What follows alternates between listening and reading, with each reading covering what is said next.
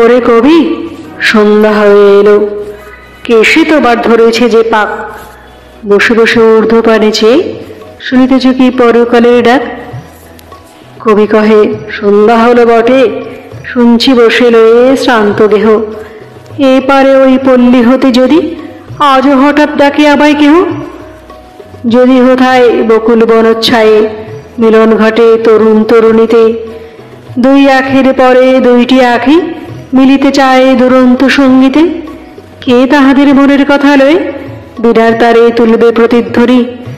আমি যদি ভবের কূলে বসে পরকালের ভালো মন্দই গণি। সন্ধ্যা তারা উঠে অস্ত গেল, চিতা নেবে এলো নদীর ধারে। কৃষ্ণপক্ষে হলুদ বর্ণচাঁদ দেখা দিল বনের একটি পারে। শৃগাল সভা ডাকে ঊর্ধ্বরবে পোড়বাড়ির শূন্য আঙিনাতে।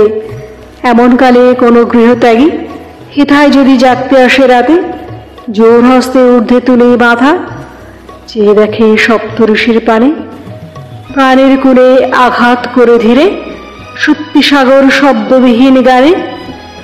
ত্রিভুবনের গোপন কথাখানি কে জাগিয়ে তুলবে তাহার বরে।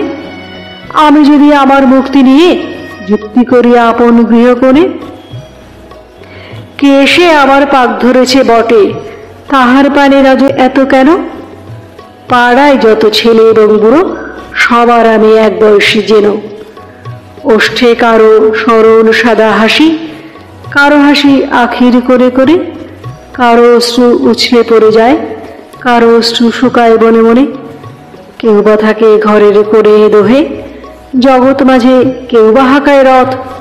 কেউ বা মরে একলা ঘরের শোকে জনারণ্যে, কেউ বা হারায় পথ। সবাই মরে করেন ডাকাডাকি, কখন শুনি পরকালের ডাক। সবার আমি সমবয়সী যে, চুলে আমার যতই ধরুক পাক।